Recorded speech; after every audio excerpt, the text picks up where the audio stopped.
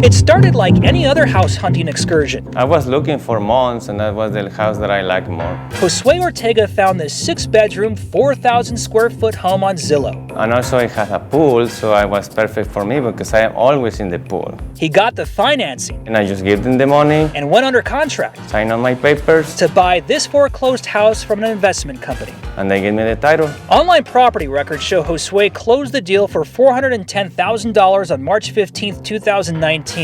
His American dream was going oh so well until 12 days later. No, I didn't know who she was. A woman showed up with a Denver police officer and a piece of paper claiming she's the real homeowner. Police documents we obtained say she provided a hard copy deed to the house with proof of ownership, and that Josue was asked to leave by the cop because he had no paperwork. I told him I just bought my house, but I didn't have my papers with me because I was cleaning. Josue, who struggled with English, tried on his own to legally evict her, but filed court paperwork incorrectly. He clearly owns the house. There's no question in my mind. His lawyer friend took a look at the case. I realized it was just a tangled web of nonsense, really, and just complete confusion and utter chaos. The woman who thinks she owns this home is Gloria Kennedy, and here's the weird thing. She actually did own this house, but that was before a divorce and a foreclosure. So what makes her think she can live here while Josue pays the mortgage? She has filed a flurry of legal motions in this case. You add in the pandemic, the shutdown of the courts, the moratorium on evictions, and it's been free living for her. A home run.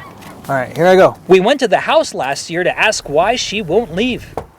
She was hard to connect with. I'm a reporter for 9 News, and Yes, I'm a reporter for 9 News, and I'm looking to chat with you about what's going on. Yes, can you hear me? Miss Kennedy?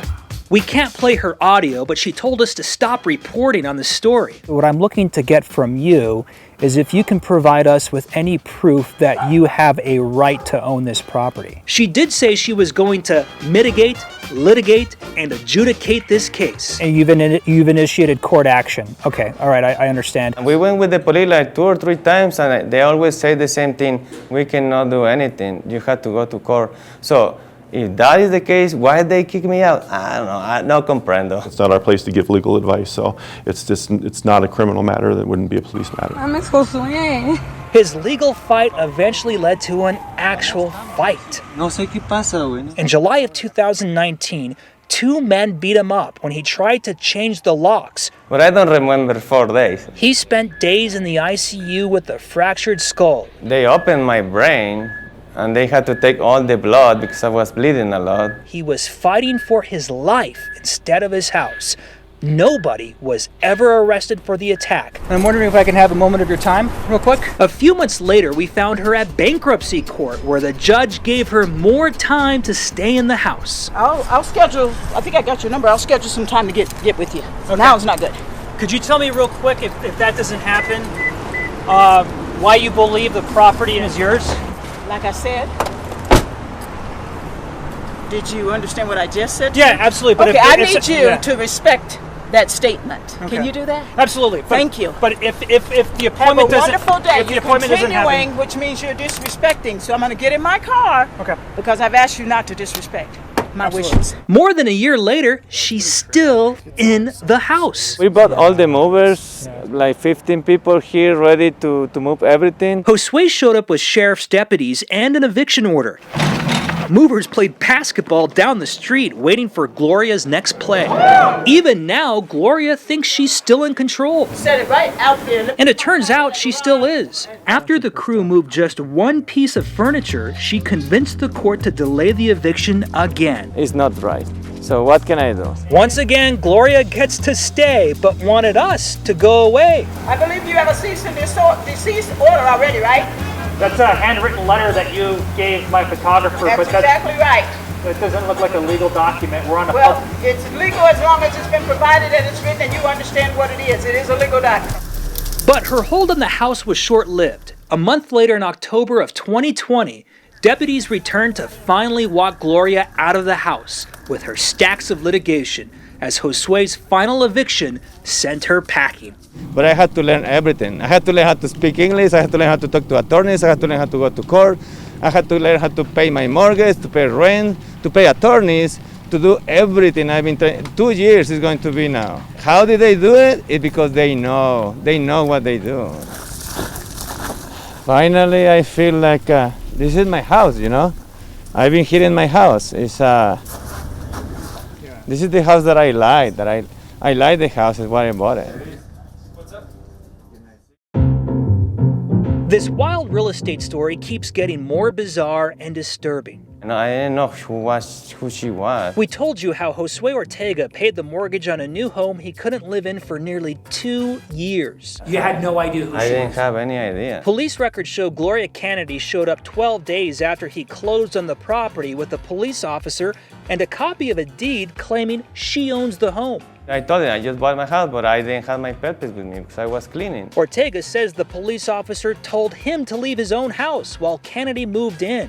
As we reported, Kennedy repeatedly got her way in court and avoided eviction. She has filed a flurry of legal motions in this case. You add in the pandemic, the shutdown of the courts, the moratorium on evictions, and it's been free living for her. A home run.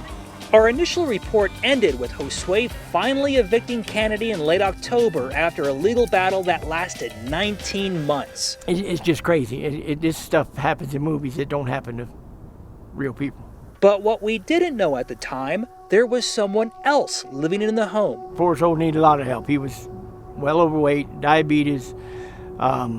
He had heart problems, had a pacemaker. He couldn't get around much. He couldn't walk hardly at all. Kevin Howe contacted us after he saw a report to tell us his brother Gene was renting a room in the house from Kennedy. Looked like $550, some months $600, and then some extra expenditures now and then. As we watched movers and deputies evict Kennedy, Gene, who was confined to a wheelchair, was inside. He needed medication daily and had a visiting nurse who would prepare his food. And he called me. He goes, "Hey, Kevin, the sheriffs are back. This time they're taking everything and putting it outside." Kevin tells us after a night in a hotel, Kennedy eventually got her tenant and herself apartments here at this low-income complex in Denver. He went ahead and moved in. He had nothing in the house, literally nothing except an air mattress and the clothes that he took on his back. About a week after the eviction, Kevin got a phone call from a woman at the complex with bad news. Yeah, and my first question was, how do you know? Gene was found dead. At age 65, he died alone in Unit 107, 10 days after the eviction. Kevin doesn't know if the eviction played a role in his death, but he wants answers. It's even harder because of the circumstances. I mean, I can't say definitively that, yes, this caused this, because I don't know. He had a lot of issues, health-wise, and it could have nothing to do with it, but then it could have everything to do with it. I don't know. A sad turn in this truly bizarre fight over a home. Jeremy Hohola, 9 News.